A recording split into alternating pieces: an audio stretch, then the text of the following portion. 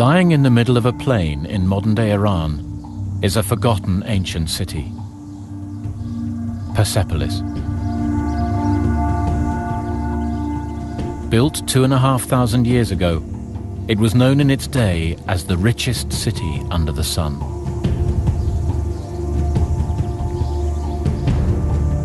Persepolis was the capital of the largest empire the world had ever seen. But for over 2,000 years after its destruction, it was largely ignored. The life and achievements of the Persians who built it, erased from history. The Persians are still an enigma to us. We don't know them as well as we like to think we know the Greeks, or the Romans, or the Egyptians. So in a sense, they are one of the remaining mysteries of ancient civilization.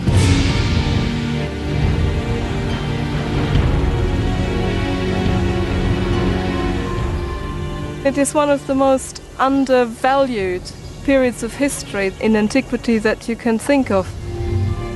But no longer. Through the archaeology, the ancient texts, and work by a new generation of historians, we can build a picture of this remarkable civilization. And it is this place, Persepolis, which holds the key to this forgotten empire.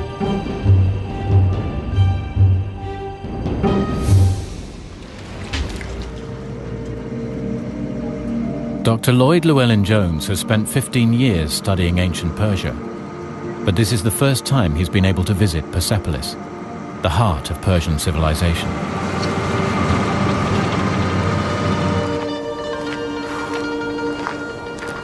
We can, by coming to places like Persepolis, begin to give the Persians a personality, begin to give them an identity.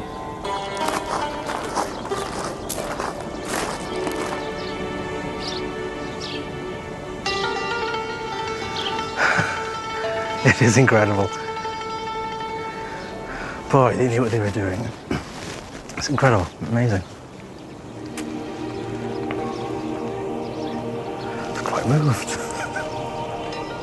You know, in the stillness now of the morning, and just with the bird song, it's just remarkable. It really is.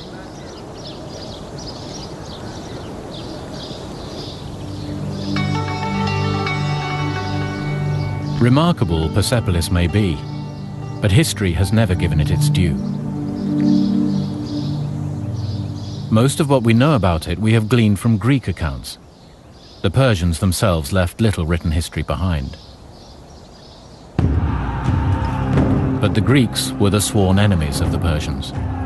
They defeated them in battle, and it's the victors who write the history books.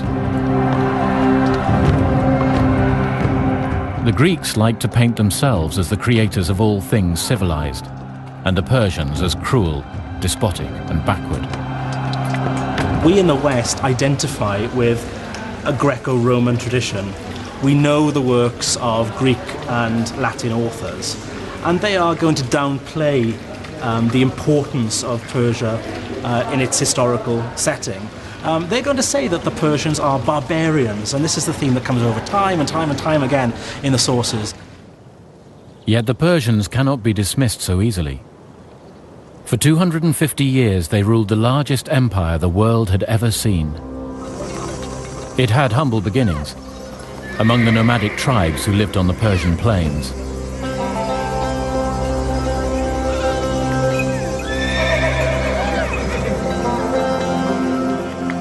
In 550 BC, Cyrus, a tribal leader, set off with his army on a campaign of conquest.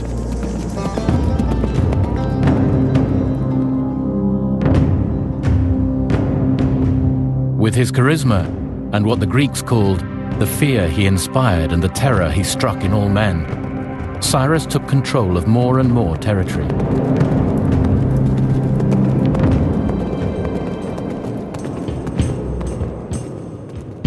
In just 30 years, he laid the foundations of an empire that would stretch from the borders of India in the east, to Greece on the Mediterranean, down to Egypt and Ethiopia, and up to what is now Russia.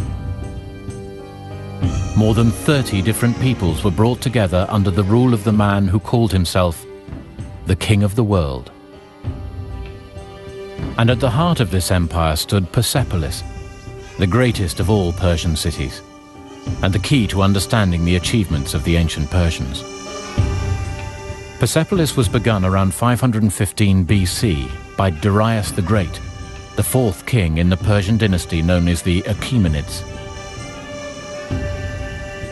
Much of what we can see today lay hidden under the sands for 2,000 years.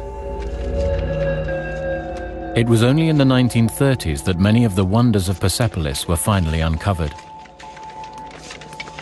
Whole staircases adorned with perfectly preserved reliefs were seen for the very first time. No one dreamed of the regal splendors which their excavation would reveal to the world. For more than 22 centuries, the capital of the Persian Empire lay neglected. As well as the reliefs, archaeologists found some less spectacular artifacts that would prove vital in uncovering the secrets of the ancient Persians.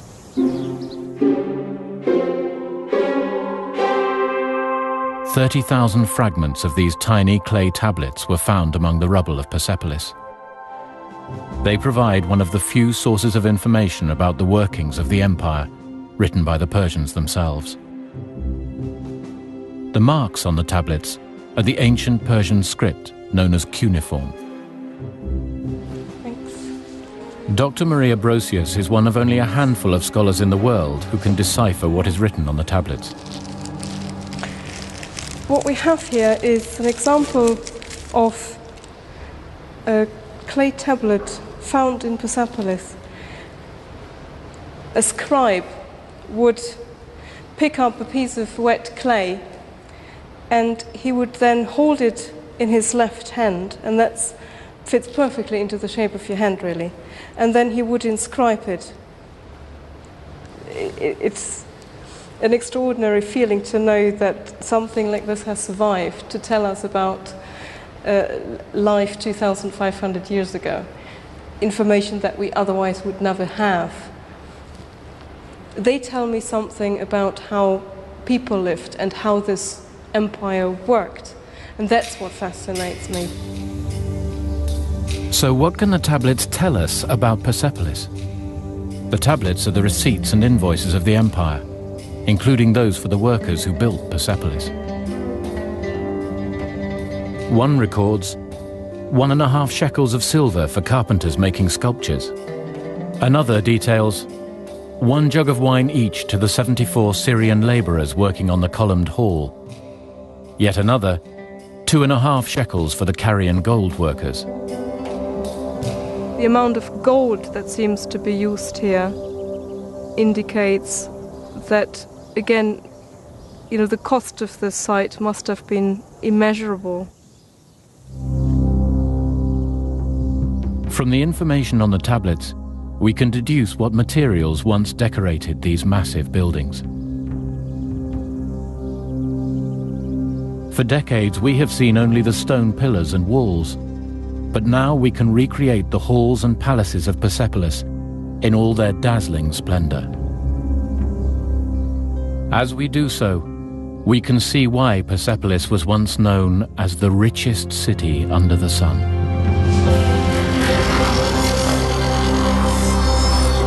Access to the complex was through the Gate of All Nations.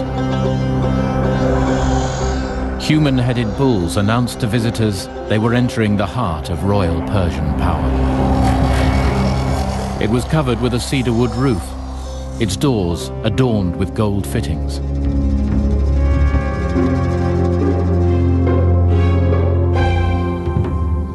At the heart of the complex was the Apadana, where King Darius received his subjects. Today, only 10 of the original columns still stand.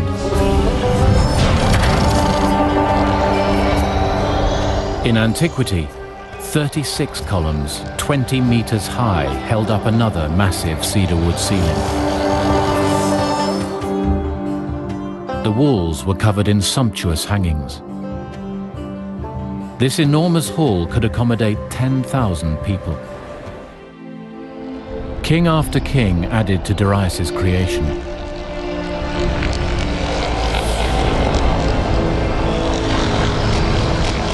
Xerxes, the Greeks' great foe, built this, the remarkable Hall of 100 Columns.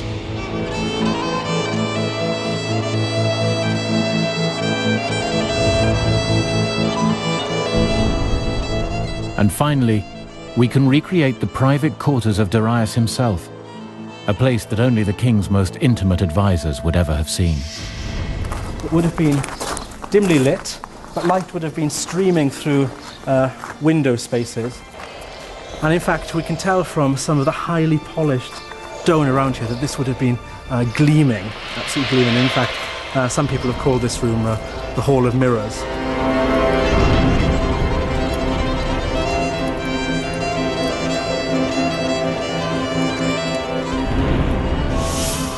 The building sat on a 15-meter-high man-made terrace.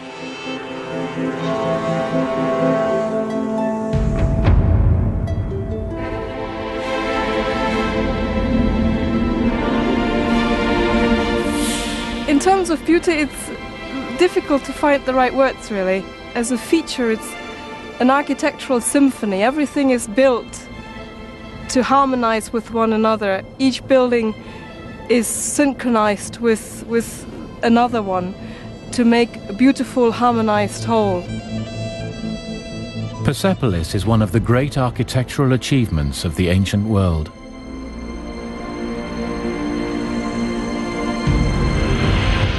But why did the Persian kings go to such lengths? Beyond housing the royal entourage, what exactly was the purpose of these extraordinary buildings?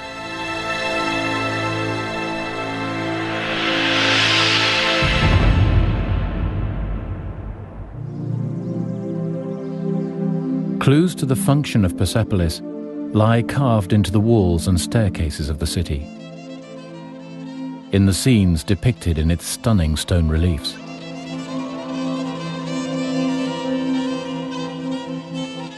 They show the different peoples of the empire coming to Persepolis to give gifts and pay tribute to the great Persian king.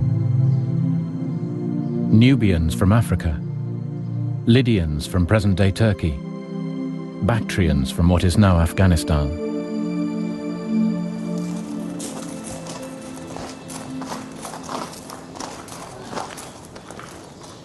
So what you've got here is a series of depictions of tribute bearers who have come to Persepolis, and all of them bringing gifts from different parts of the empire. Fine horses, shaggy mountain goats. It's all the wealth of the empire being brought as tribute here to the great king. A superb depiction of a camel here with so much personality in the face as well. Wonderful curved horned sheep, and depicted in such detail. And if you look at the very stylized way that they do things, like the way that they render curls in the hair and in the beard in a very artificial manner, and then as you come down to the shaggy fleece of the sheep, you can see that that's echoed again. So you get these triangles ending in these perfect little swirls, and finally this flick of a tail at the bottom as well. The costumes for all of these foreign delegates are rendered in such detail. And it's clear that the Persian artist is fascinated by the variety, the ethnic variety that you get visiting here.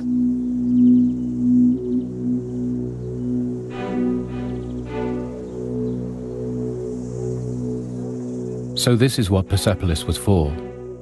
It was not a military capital. It was first and foremost a symbolic and ceremonial place. From all over the empire, subject peoples came here to give their gifts to the king.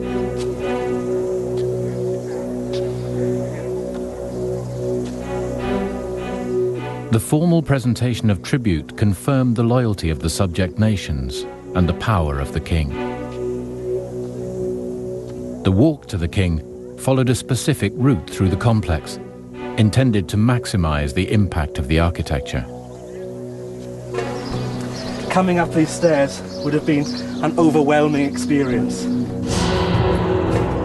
What you have here are the offering bearers leading their camels, bringing their bowls and their jewellery. And all the time you have to imagine an absolute cacophony of noise behind you. So up you go, All the time your heart is beating faster and faster. You're hearing languages you've never heard before, seeing sights you've never seen before. And then you get to this spot, and I think your knees are about to give way, because this is the so-called Gate of All Nations. This is the welcoming portal for all these visitors. And straight away, they are faced with this image of kingship. These human-headed bulls, symbols of royal virility and strength and power.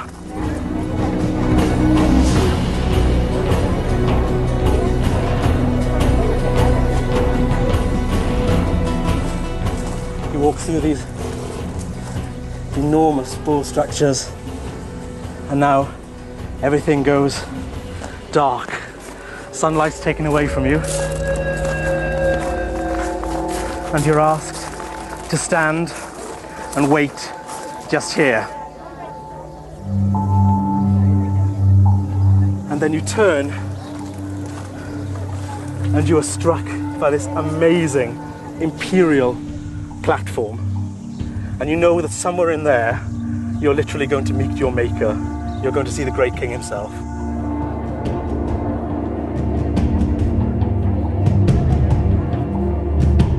So you walk forward and you approach. Your heart's really going some now. It must seem like such a long walk when you're doing this. If you come from the far-flung corners of the empire, you will never have seen a structure like this. Every visitor in ancient times who was allowed to come up the royal terrace was in total awe. You have a perfection that they haven't seen anywhere else, and people must have been absolutely stunned. And you walk up the imperial staircase, and you find yourself in the heart of the complex. Okay, in front of you now is the great Apadama. Now this is where the mystery really starts.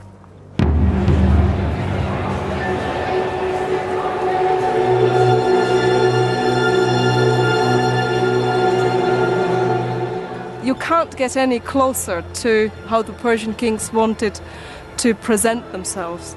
And what they really do here is to show we have conquered the world. We don't need to prove anything anymore.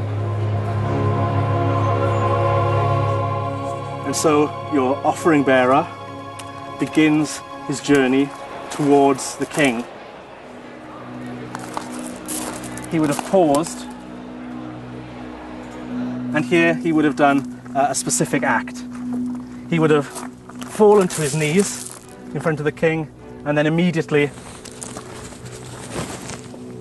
prostrated himself on the ground, and then your gifts are given. Your job is done. You back away slowly out of the great throne room, and your 15 minutes of fame is over with.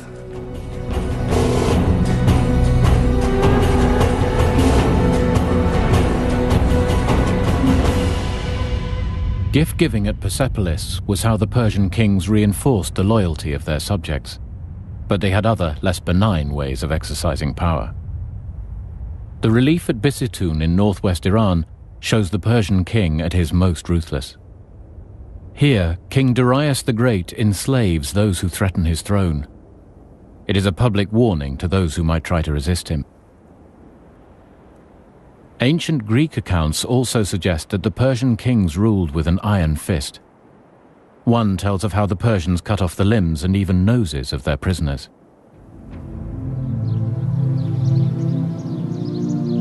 And yet, the reliefs at Persepolis seem to paint a very different picture. There you see these men holding each other's hand, or one holding his hand against somebody's shoulder. They talk to each other.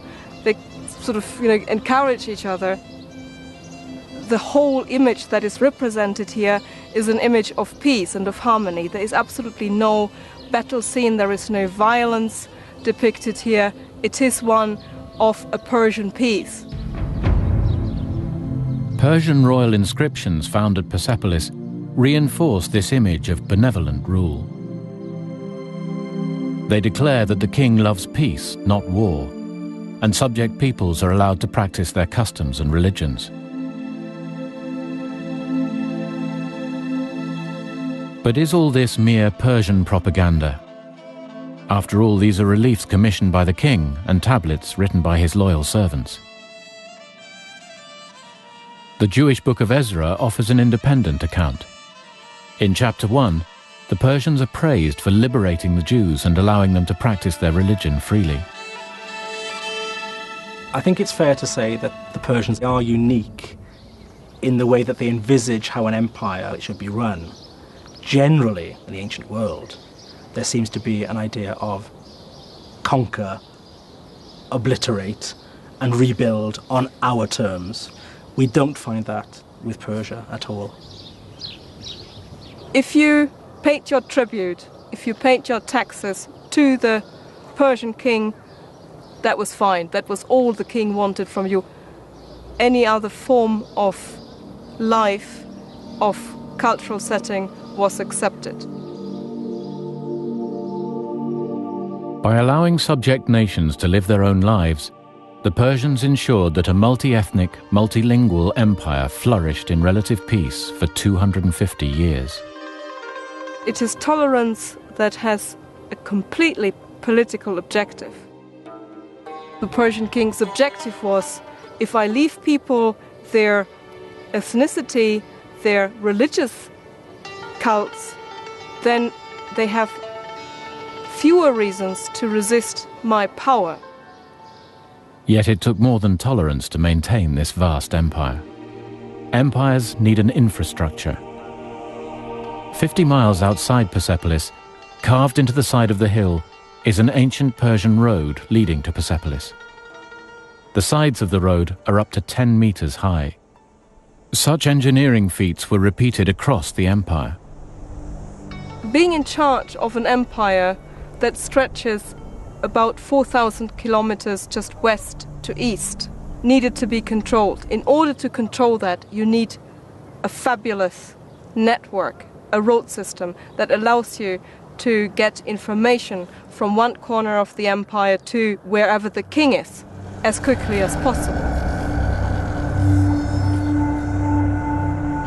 Even the critical Greeks could not fail to be impressed by the Persian road system. It stretched from Persepolis up to another Persian city, Susa, and then 1,500 miles to the west to Ephesus on the Mediterranean.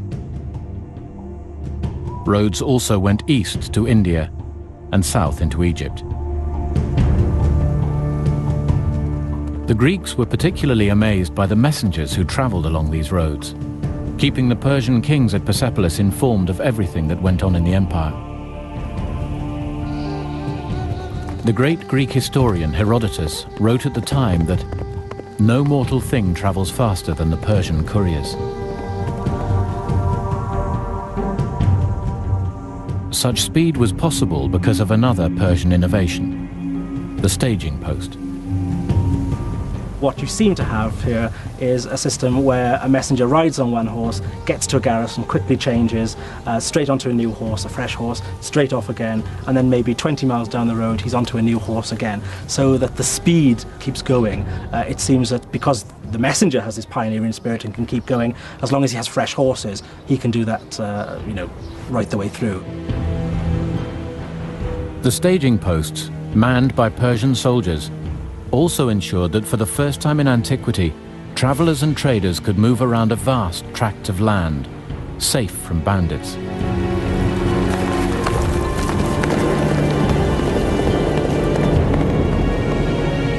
So from Persepolis, the Persian kings managed their immense empire. Tolerant, peaceful, and wealthy, the Achaemenid kings believed they were the masters of all they surveyed. And to prove their power, they set out to create nothing short of paradise on earth.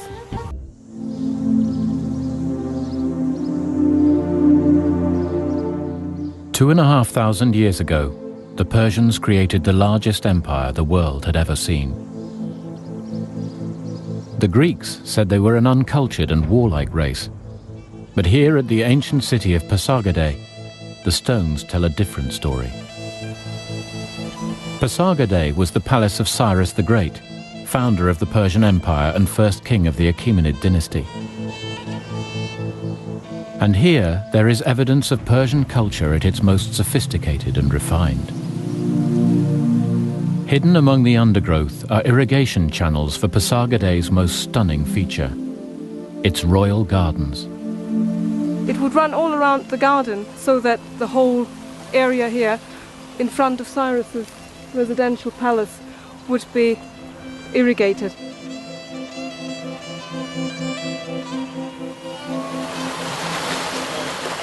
Imagine that it was gleaming white, it was polished stone, it was glittering in the sun. You would have the water floating through, it would refresh the area, it would cool down the air here. No archaeologist has ever found the legendary gardens of Babylon. So these channels are the earliest known evidence of a formal garden anywhere in the world.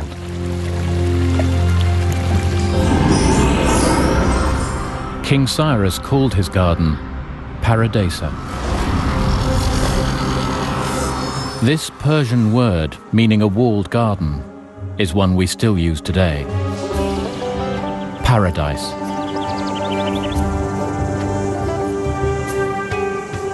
It was his paradise, and it was a perfection of nature where life grew, where water was the essence of life.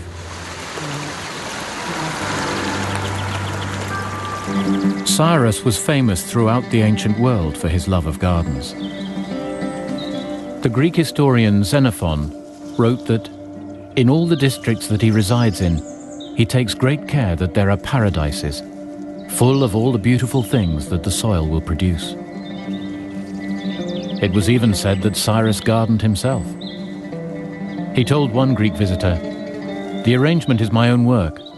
I swear by the sun god that I never sat down to dinner without first working at some task of gardening."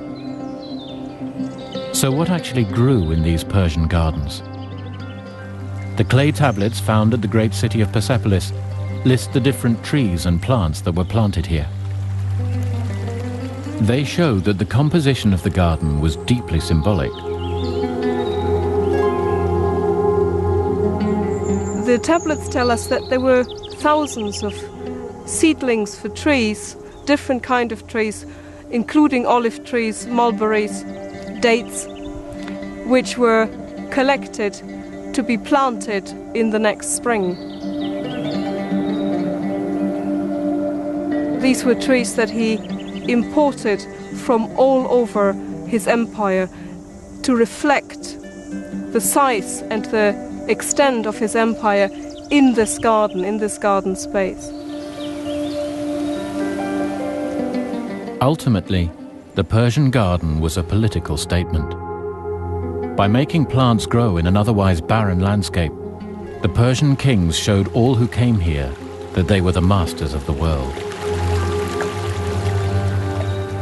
The king was practically the king of the world, and the garden reflected the power of the empire. What Cyrus did here was to produce an order in an unordered, in a chaotic, otherwise wild nature.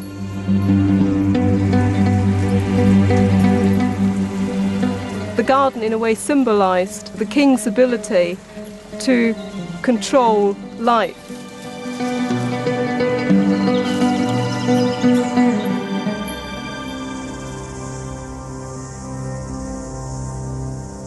The Persians may have built great cities and gardens, but they were still essentially a nomadic people.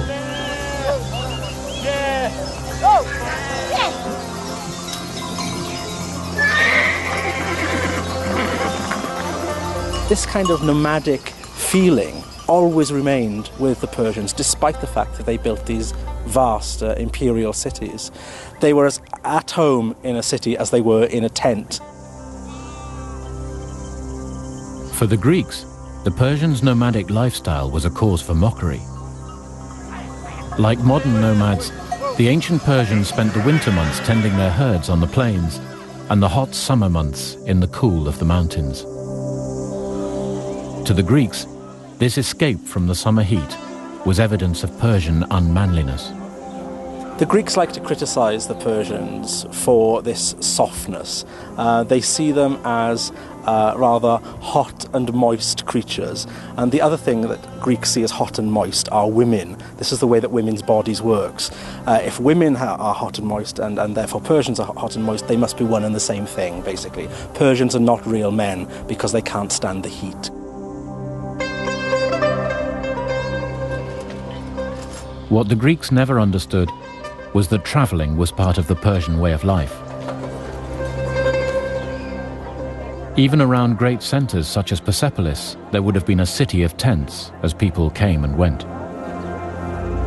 Certainly within these tents, we can imagine that ancient Persian life would not be too dissimilar from the kind of images that you can still see today. So within these tents, what you have is, of course, your whole lifestyle. Everything goes on there, from cooking, of course. Then there's the rearing of animals and the collecting of foodstuffs as well. And also weaving carpets, rugs and hangings, the very essence of the tent itself, but also weaving clothing. And this is a traditional women's work, of course. This is all part of nomadic tradition today, and certainly can be reflected back onto ancient Persian tradition.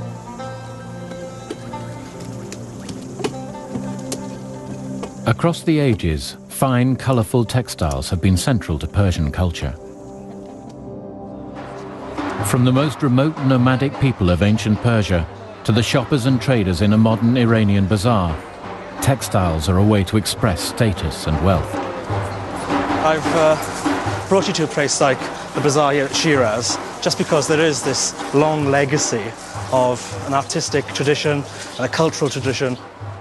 And one thing we know about life in the ancient Near East in general was that they loved colour and textiles. These are wonderful turquoises and blues and also wonderful greens as well. So we know that these are the colours that they would have had and the colours that they would have loved.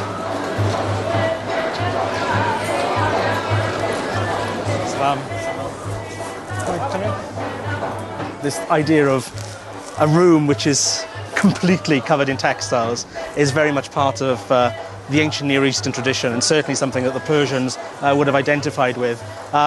Textile hangings on the walls are very much part of the ancient world culture.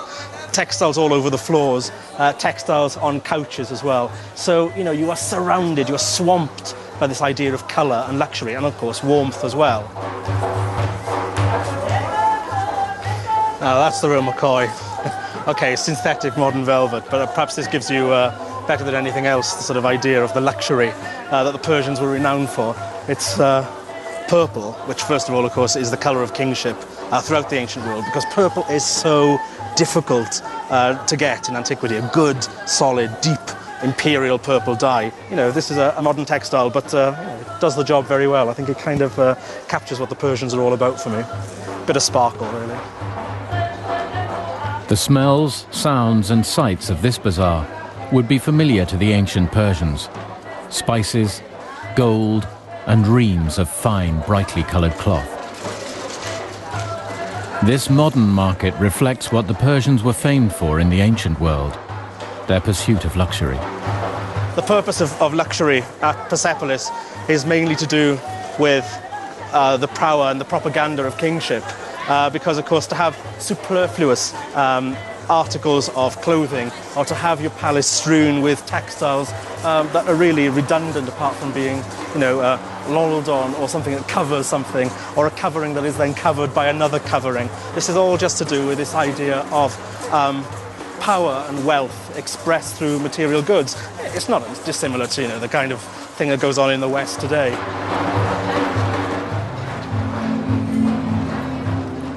The ancient Persians were the greatest power on earth. Their style and fashions were widely copied. Persians take on the aesthetic side of life, on the finer points of living, everything from how you plant your garden and how you walk in your garden and to how you decorate your walls clearly had an impact on later world civilizations, certainly through Greece and into Rome, possibly into contemporary Western society as well. The Persian approach to architecture, gardens and textiles has survived to this day. But there were those in the ancient world who despised everything the Persians stood for. This hostility would one day lead to the destruction of the Persian Empire and of Persepolis itself. One custom that both fascinated and appalled the Greeks was the Persian feast.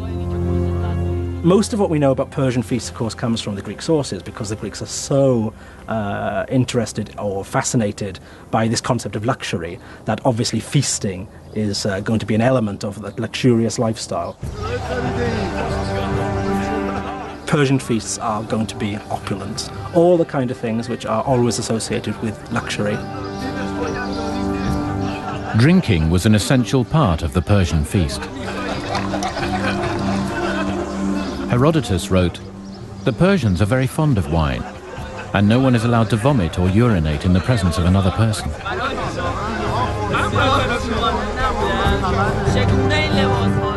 The Persians seem to live by this principle of telling the truth. That's something that actually the Greeks begrudgingly admire in them. And they use drinking as a rather political system. The Persians tend to get very drunk because only in drink do you tell the truth. So, you have your political discretion, you drink a lot, things get said, then everybody goes to bed and mulls it over, wakes up the next day with a hangover, and then everybody comes back together again to have the same conversation to see if they still have those kind of ideas. Like many Persian traditions, feasting was not luxury for luxury's sake. It had an important social role. Feasting brings you together as a community. They are all partaking of the same food and of the same experience, so it's a great uniting thing. Yet to the Greeks, it was another example of why the Persians were an inferior race. Alexander the Great warned his own soldiers that gluttony and opulence lead to much unmanliness. Those that eat such enormous meals are far too quickly beaten in battles.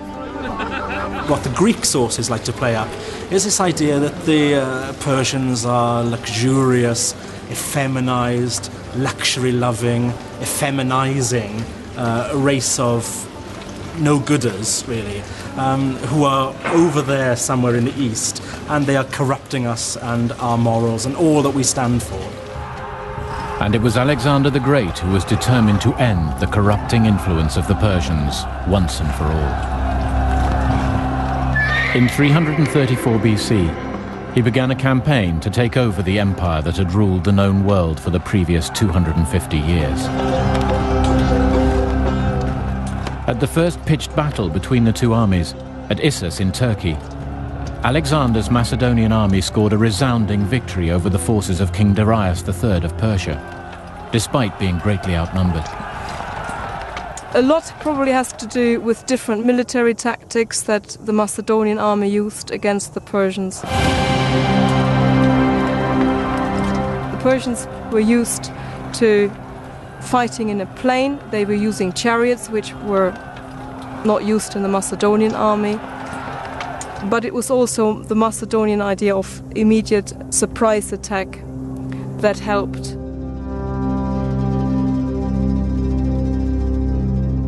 Over the next 2 years, Alexander's superior military tactics allowed him to take over lands that were once under Persian control.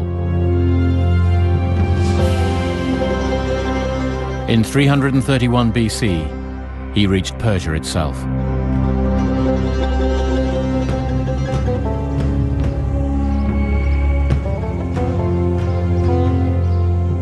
By the time he arrived in Persepolis, the Persian armies had been routed. The 12th and last Persian king, Darius III, was dead.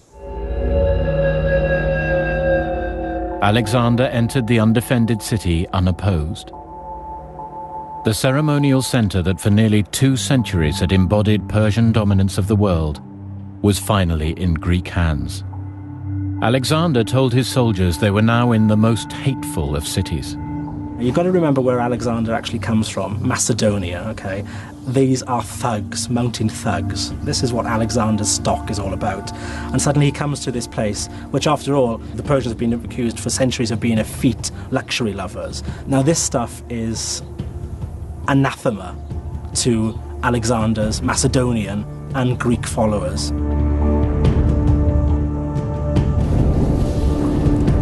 Alexander, triumphant, held a banquet for some of his troops at Persepolis. According to the Greek accounts, it was here that the city's fate was sealed. Alexander fully understood the symbolic importance of Persepolis as the very heart of the Persian Empire. It had to be destroyed. Alexander will destroy everything that could be a potential source of resistance and opposition to him. Persepolis was that. He wanted to make a point of destroying Persian power. And so Alexander's soldiers began burning and looting. The city itself is described by ancient authors as being unprotected. There was no military guard here to defend the population. Some people say that what he did was to pile up flammable material, furniture, curtains, and from there the fire started and then of course spread through the whole terrace. It just burned. I dare say this night there must have been chaos here. So the carnage, the chaos must have been horrific.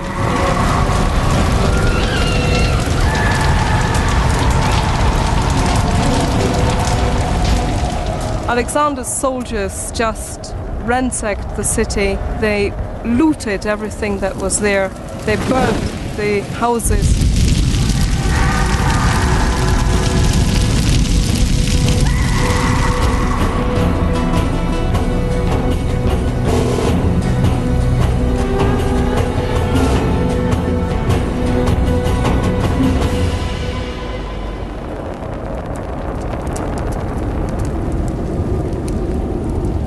I think Alexander is the first recorded hooligan in history.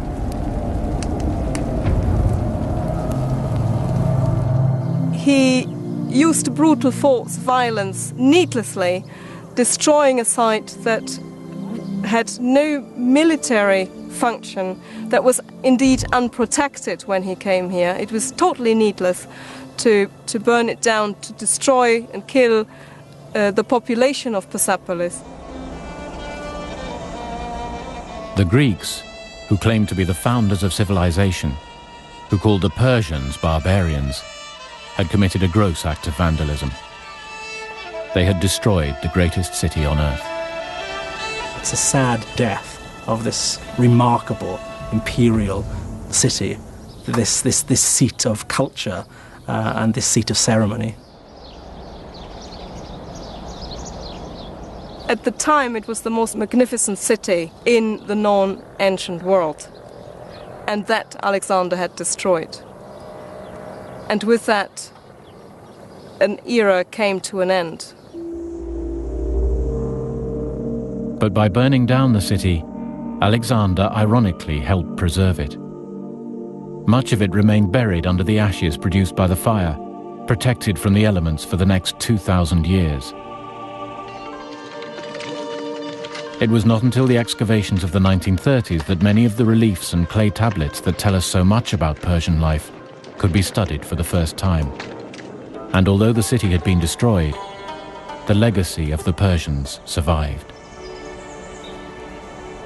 Their formal gardens, their ceremonial architecture, and their sense of luxury were copied by other civilizations, even the Greeks.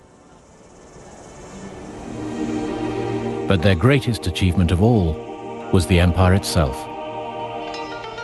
The first global empire in history was built on a model of tolerance and respect for other cultures that few great powers have ever matched. Perhaps now, at last, the Persians will take their rightful place as one of the great civilizations of antiquity.